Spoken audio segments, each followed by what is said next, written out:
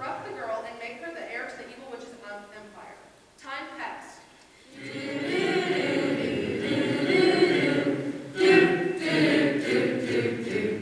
And the baby grew into a beautiful young woman. The witch needed to keep her secluded, so she locked the girl up in a tall tower in the middle of the woods.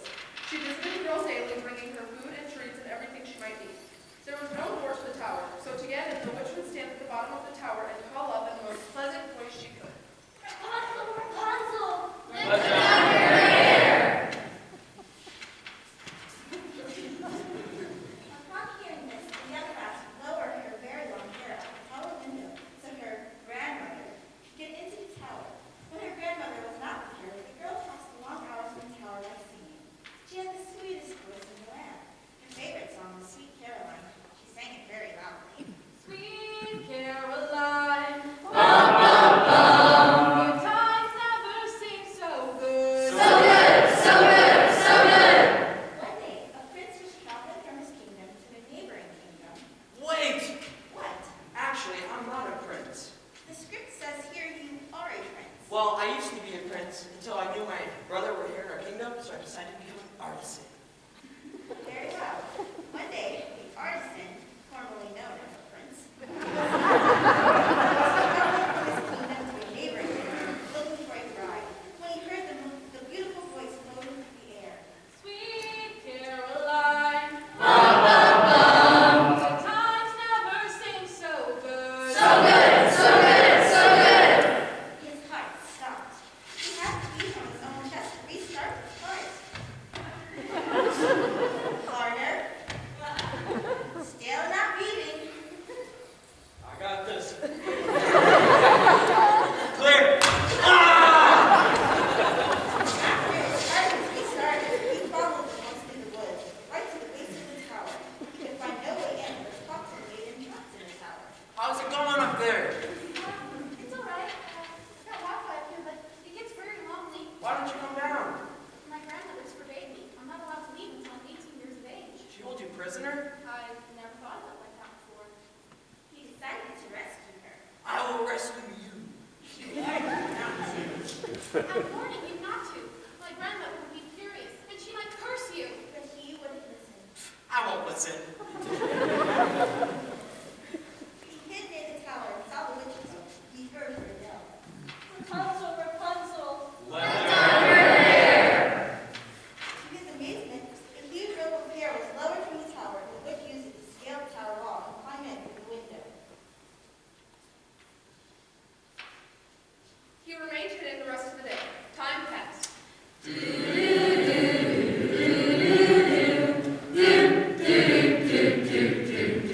And he remained hidden throughout the night. The artisan, formerly known as Prince, Wait! What? This will not be my name. I'm not sure how to pronounce that, so I'm just going to call you the guy. Fair enough. The next day, before the witch arrived, he walked out to the base of the tower and called up. Rapunzel, Rapunzel! Let down your hair!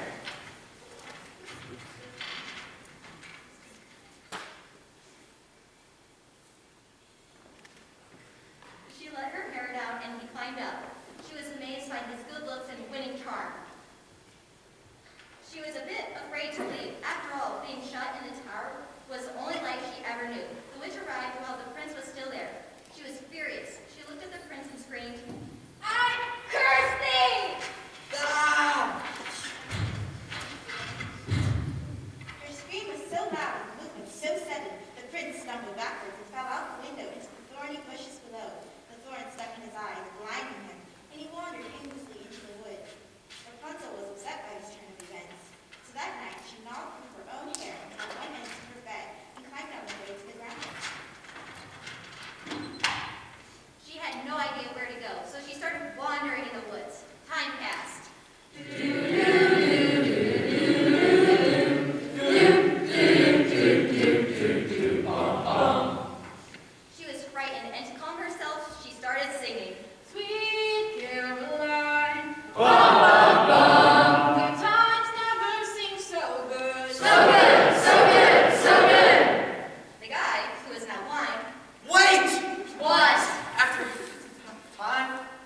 reassessing my previous choices, I decided to become a prince once again. Very well. The blind prince heard the beautiful voice he first fell in love with and stumbled through the woods until he bumped into her. Rapunzel was so overjoyed at finding him again, she began to weep tears of joy. Because she had been raised on enchanted foods, her tears contained magic. As her tears fell into the prince's eyes, they healed.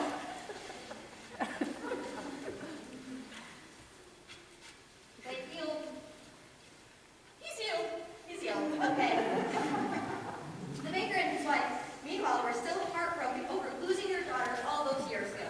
From their cottage in the woods, they overheard the singing of Rapunzel. Sweet Caroline. Bum, bum, bum. Good times never seem so good. So good, so good, so good. They set out from their home to see what all the commotion was. They found the prince and Rapunzel in the woods. The couple was distraught and had nowhere to go. We're distraught and have nowhere to go. So, the baker and his wife decided to take them in and care for them, having no idea that they had been reunited with their long-lost daughter. Sometime later, the prince revealed his true identity. The baker and his wife returned the prince to his father's castle, where they were treated as heroes. The prince and Rapunzel married, and the baker and his wife lived in the castle, happily ever after.